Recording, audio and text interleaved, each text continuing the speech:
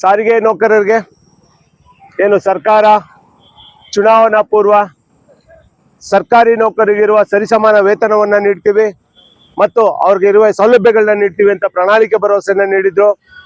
3 ವರ್ಷದಿಂದ ನಾವು ಸಮಾಧಾನದಿಂದ ಕಾಯುತ್ತಾ ಸರ್ಕಾರಕ್ಕೆ ಅಭಿನಂದನೆಗಳ ಕಾರ್ಯಕ್ರಮಗಳನ್ನ ಮಾಡುತ್ತಾ ಮನವಿ ಪತ್ರಗಳನ್ನ ಸಲ್ಲಿಸುತ್ತಾ ಅವ್ರಿಗೆ ಕಾಯ್ತಾ ಕೂತಿದ್ವಿ. ಆದ್ರೆ ಸರ್ಕಾರ ನಮ್ಮ ಬೇಡಿಕೆಗಳನ್ನ ಈಡೇರಿಸುವ ನಿಟ್ಟಿನಲ್ಲಿ ಯಾವುದೇ ಕ್ರಮಗಳನ್ನ ಕೈಗೊಳ್ತಾ ಇಲ್ಲ. ನಮ್ಗೆ ಸರ್ಕಾರ ಏನು ಪ್ರಣಾಳಿಕೆಯಲ್ಲಿ ಕೊಟ್ಟಿದೆ ಚುನಾವಣಾ ಪೂರ್ವ, ಅದರಂತೆ ಸಾರಿಗೆ ನೌಕರರಿಗೂ ಸರ್ಕಾರಿ ನೌಕರರಿಗಿರುವ ಸರಿಸಮಾನ ವೇತನವನ್ನ ನೀಡಬೇಕು ಮತ್ತು 2020ರಿಂದ ಏನು ವೇತನ ಪರಿಷ್ಕರಣೆ ಮಾಡಬೇಕಾಗಿತ್ತು ಅದನ್ನ 2023ರಲ್ಲಿ ಮಾಡಿ 38 ತಿಂಗಳ ವೇತನದ ಹಿಂಬಾಕಿಯನ್ನ ಕೊಡಬೇಕಾಗಿತ್ತು.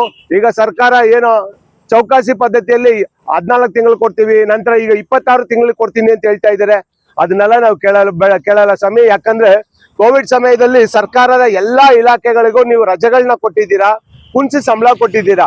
ಪೊಲೀಸು, ಆರೋಗ್ಯ, ಸಾರಿಗೆ ಮತ್ತು ಇತರ ಎಸೆನ್ಷಿಯಲ್ ಸರ್ವಿಸ್ ಅವ್ರು ಮಾತ್ರ ನೀವು ದುಡಿಸ್ಕೊಂಡಿದ್ದೀರಾ.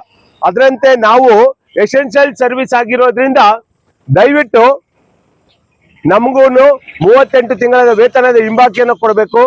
30 ವರ್ಷದಿಂದ ಕಾರ್ಮಿಕ ಸಂಘಟನೆಗಳಲ್ಲಿ ಚುನಾವಣೆ ಮಾಡಿದಿರಾ, ಈ 16-17 ಸಂಘಟನೆ ಇಟ್ಕೊಂಡು ಅವರು ಬೇರೆ ಬೇಡಿಕೆ ಇದೆ, ನಿಮ್ದು ಬೇರೆ ಬೇಡಿಕೆ ಇದೆ, ನಾವ್ ಹೆಂಗೆ ಒಮ್ಮತಕ್ಕೆ ಬರೋದು ಅನ್ನೋದನ್ನ ಮಾತುಗಳನ್ನ ಹೇಳ್ತಾ ಇದ್ದೀರಾ. ನೀವು ಅವತ್ತು ಪ್ರಣಾಳಿಕೆಗೆ ಹಾಕ್ಬೇಕಾದ್ರೆ ಯಾವುದೇ ಒಂದು ಸಂಘಟನೆಗೆ ನೋಡ್ಕೊಂಡು ಹಾಕಿಲ್ಲ, ನೌಕರರಿಗೋಸ್ಕರ ನೀವು ಕೊಟ್ಟಂತ ಪ್ರಣಾಳಿಕೆ ಭರವಸೆ. ಆದ್ರಿಂದ ಇದನ್ನೆಲ್ಲ ಸಮಸ್ಯೆಗಳನ್ನ ಬಗೆಹರಿಸಬೇಕಾದ್ರೆ ಕೂಡಲೇ ಕಾರ್ಮಿಕ ಸಂಘಟನೆಗಳನ್ನ ಚುನಾವಣೆ ನಡೆಸಬೇಕು ಅಂತ ಕೇಳ್ಕೊಂಡು ಈ 3 ಬೇಡಿಕೆಗಳನ್ನ ಸರ್ಕಾರಕ್ಕೆ 8/4/2026 ಬುಧವಾರ ಚಿತ್ರದುರ್ಗದ ಜಿಲ್ಲಾಧಿಕಾರಿಗಳ ಮುಖಾಂತರ ಮಾನ್ಯ ಮುಖ್ಯಮಂತ್ರಿಗಳಿಗೆ ಪತ್ರ ರವಾನೆ ಮಾಡುವ ಮೂಲಕ ಪಾದಯಾತ್ರೆನ ಮಾಡಿ ಅಲ್ಲಿಂದ ಪಾದಯಾತ್ರೆ ಹೊರಟು ಇವತ್ತು ಸಿರಾಗ್ ತಲುಪಿದ್ದೀವಿ. ನಾಳೆನೂ ಈ ಪಾದಯಾತ್ರೆ ಮುಂದುವರಿಯಲಿದೆ. ನನ್ನ ಹೆಸರು ಚಂದ್ರಶೇಖರ್, ಕರ್ನಾಟಕ ರಾಜ್ಯ ರಸ್ತೆ ಸಾರಿಗೆ ನೌಕರರ ಕೂಟದ ರಾಜ್ಯಾಧ್ಯಕ್ಷ. ಸರ್, ನಾವು ಮನವಿ ಪತ್ರಗಳನ್ನ DG IGP ಅವರಿಗೆ, ಸಿಟಿ ಪೊಲೀಸ್ ಕಮಿಷನರ್ಸ್ಗೆ ಕೊಟ್ಟಿದ್ದೀವಿ. ಅದರ ಮಿಕ್ಕ ಕಾನೂನು ಪ್ರಕ್ರಿಯೆಗಳನ್ನು ಸಹ ನಾವು ಮಾಡೋದಕ್ಕೆ ನಮ್ಮ ವಕೀಲರಿಗೆಲ್ಲ ವಹಿಸ್ಕೊಟ್ಟಿದ್ದೀವಿ. ಅದೆಲ್ಲ ನಡೀತಾ ಇದ್ದಾವೆ. ಈಗ ನಾವು ಪಾದಯಾತ್ರೆ ಹೋಗ್ತಾ ಇದ್ದೀವಿ.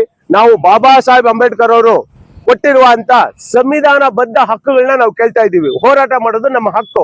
ನಮ್ಗೆ ಅನ್ಯಾಯ ಆದಾಗ ನಾವೇನು ಬಸ್ ನಿಲ್ಲಿಸ್ತಾ ಇಲ್ಲ, ಸಾರಿಗೆ ಸಂಸ್ಥೆಗಳಿಗೆ ನಷ್ಟ ಉಂಟು ಮಾಡ್ತಾ ಇಲ್ಲ, ಸಾರ್ವಜನಿಕರಿಗೆ ತೊಂದರೆ ಮಾಡದಿರೋ ರೀತಿಯಲ್ಲಿ ನಮ್ಮನ್ನ ನಾವು ದಂಡಿಸ್ಕೊಂಡು ಅಂತ ಏನು ಅನಿರ್ದಿಷ್ಟಾವಧಿ ಉಪವಾಸ ಸತ್ಯಾಗ್ರಹಗಳನ್ನ ಕೇಳ್ತಾ ಇದ್ದೀವಿ.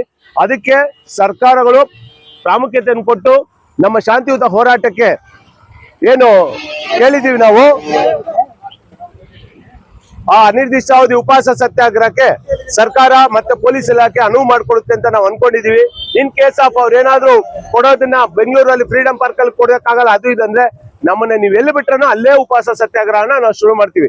ಒಟ್ಟಲ್ಲಿ ನಾವು ಶುರು ಮಾಡಿದೀವಿ. ಇದನ್ನ ಅಂತ್ಯ ಬಂದು ನಮ್ಗೆ ಪ್ರತಿಫಲ ಸಿಗೋವರೆಗೂ ನಾವು ಬಿಡಲ್ಲ ಅಂತ. ಸರ್, ನಾವು ಇಲ್ಲಿಂದ ಈಗೇನು ತುಮಕೂರಿಂದ ಹೆಚ್ಚು ಸಂಖ್ಯೆಯಲ್ಲಿ ನಾವು ಸ್ಟಾರ್ಟ್ ಆಗುತ್ತೆ. ಇದು ಬೆಂಗಳೂರಿಗೆ ಹೋಗೋಷ್ಟಲ್ಲಿ ಸಾವಿರಾರು ಸಂಖ್ಯೆಯಲ್ಲಿ ನಾವು ಸೇರಿ ನಮ್ಮ ಹೋರಾಟವನ್ನ ಮುಂದುವರಿಸ್ತೀವಿ ಸರ್. ಸರ್, ಈಗ ಒಂದು ರೋಡಲ್ಲಿ ಮೇಂಟೆನೆನ್ಸ್ ಕಷ್ಟ ಇದೆ. ಜೊತೆಗೆ ಈಗ ಎಲ್ಲ ಡ್ಯೂಟಿಗಳಿಗೆ ಹೋಗೋಕೆ ದೂರದಿಂದ ಬಂದವರೆಲ್ಲ ಅಲ್ಲಲ್ಲಿ ಅವರು ಬೆಳಗ್ಗೆ ಒಂದು ಶಿಫ್ಟ್ ಅಲ್ಲಿ ಬಂದವರೆಲ್ಲ ಹೋಗಿರ್ತಾರೆ. ಈಗ ದೂರದಲ್ಲಿ ಈಗ ಇನ್ನು ಸ್ವಲ್ಪ ಜನ ಅವರೆಲ್ಲ ಹೊರಟೋಗ್ತಾರೆ. ನಾಳೆ ಬೆಳಗ್ಗೆ ಬೇರೆ ಅವರು ಬಂದು ನಮ್ ಜೊತೆ ಜಾಯಿನ್ ಆಗ್ತಾರೆ. ಕಂಪಲ್ಸರಿ 1-2-3 ನಾವು ಇಲ್ಲೇ ಇರ್ತೀವಿ, ಲೀಡರ್ಗಳು, ಮೇನ್ ಲೀಡರ್ಗಳು. ಮಿಕ್ಕದವರೆಲ್ಲ ಬಂದು ಹೋಗ್ತಾ ಇರ್ತಾರೆ. ಯಾಕಂದ್ರೆ ನಮಗ್ ಸಂಸ್ಥೆಯ ಕಾರ್ಯಾಚರಣೆಗೂ ಅಡಚಣೆ ಮಾಡಬಾರ್ದು ಅಂತ ನಾವು ಉದ್ದೇಶ ಇಟ್ಕೊಂಡು ಮಾಡ್ತಾ ಇರೋದು. ಈಡೇರಿಸಲೇಬೇಕು ಸರ್. ಈಡೇರಿಸಲಿಂದ ಹೇಳ್ತಾ ಇಲ್ವಾ, ಅನಿರ್ದಿಷ್ಟಾವಧಿ ಉಪವಾಸ ಸತ್ಯಾಗ್ರಹಗಳಿದೆ.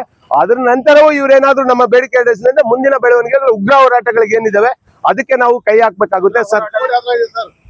ಸರ್ ಪ್ರತಿಯೊಬ್ಬ ನೌಕರನಿಗೂ ಬೇಕಾದ ವಿಚಾರ ಸರ್. 4 ವರ್ಷಕ್ಕೊಂದ್ಸಲಿ ಈ ಏನು ಚೌಕಾಸಿ ವೇತನ ಪರಿಷ್ಕರಣೆಗೋಸ್ಕರ ಮಾಡಕ್ ಹೋಗೋದು, ಸ್ಟ್ರೈಕ್ ಮಾಡೋದು, ಮುಷ್ಕರಗಳನ್ನ ಮಾಡೋ ಮುಖಾಂತರ ನಮ್ಮ ನೌಕರರನ್ನ ಮನೆ ಹಾಳು ಮಾಡೋದು, ವಜಾ ವರ್ಗಾವಣೆ ಅಮಾನತುಗಳನ್ನ ಮಾಡಿಸೋದು ಯಾರಿಗೂ ಇಷ್ಟ ಇಲ್ಲ ಸರ್. ಅದು ಅವ್ರು ಎಲ್ಲ ಹೇಳ್ತಾರೆ, ನಮ್ಗೆ ಸರ್ಕಾರಿ ನೌಕರಿಗೆ ಎಷ್ಟು ಕೊಡ್ತಾರೋ ಅಷ್ಟೇ ಸಾಕು ನಮ್ಗೆ, ಇವಾಗ ಅದಕ್ಕೇನು ₹1 ಹೆಚ್ಚಿಗೆನೂ ಬೇಡ ಅಂತ ನಮ್ಮ ನೌಕರರ ಮನಸ್ಸಲ್ಲಿ ಇರುವಂತ ವಿಚಾರ.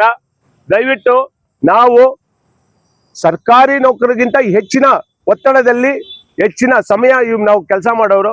ನೀವು ನೋಡಿದ್ರೆ ಸರ್ಕಾರಿ ನೌಕರಿಗೆ ಹೆಚ್ಚಿನ ವೇತನ ಕೊಡ್ಬೇಕು. ಈಗ KEB ತಗೊಳ್ಳಿ, BWSSB ತಗೊಳ್ಳಿ, ಸರ್ಕಾರಿ ನೌಕರಿಗಿಂತ ಸುಮಾರು 15-17% ಜಾಸ್ತಿ ಕೊಡ್ತಾ ಇದ್ದೀರಾ ಅವ್ರಿಗೆ ವೇತನ. ಎಷ್ಟೇ ದುಡ್ಡಿದ್ರು ಆಯುಷ್ನ ಕೊಂಡ್ಕೊಳ್ಳೋಕೆ ಸಾಧ್ಯನೇ ಇಲ್ಲ. ಆರೋಗ್ಯ ಸರಿ ಇದ್ರೆ ಆಯುಷ್ ಗಟ್ಟಿಯಾಗಿರುತ್ತೆ. ಆರೋಗ್ಯ ಸರಿ ಇರಬೇಕು ಅಂತಂದ್ರೆ ನಿಮ್ಮ ಅಡಿಗೆಯಲ್ಲಿ ಪ್ರತಿದಿನ ಜೀನಿ ಗಾಣದ ಎಣ್ಣೆ ಬಳಸಿ. ಜೀನಿ ಗಾಣದ ಕಡಲೆಕಾಯಿ ಎಣ್ಣೆ, ಕೊಬ್ಬರಿ ಎಣ್ಣೆ ಎಲ್ಲಾ ಮೆಡಿಕಲ್ ಶಾಪ್, ದಿನಸಿ ಅಂಗಡಿ ಹಾಗೂ ಸೂಪರ್ ಮಾರ್ಕೆಟ್ಗಳಲ್ಲಿ ಲಭ್ಯ. ಜೀನಿ ಪರಿಶುದ್ಧ ನೀರು, ಮದುವೆ ಸೇರಿದಂತೆ ಇತರೆ ಸಮಾರಂಭಗಳಿಗೆ ಹೋಲ್ಸೇಲ್ ದರದಲ್ಲಿ ಮಿನರಲ್ ವಾಟರ್ ಲಭ್ಯ. ಸೂಪರ್ ಮಾರ್ಕೆಟ್, ಹೋಟೆಲ್, ರೆಸ್ಟೋರೆಂಟ್ಗಳಿಗೂ ಜೀನಿ ಮಿನರಲ್ ವಾಟರ್ ಸರಬರಾಜು ಮಾಡಲಾಗುತ್ತೆ. ಈ ಕೂಡಲೇ ಸಂಪರ್ಕಿಸಿ 7624931166.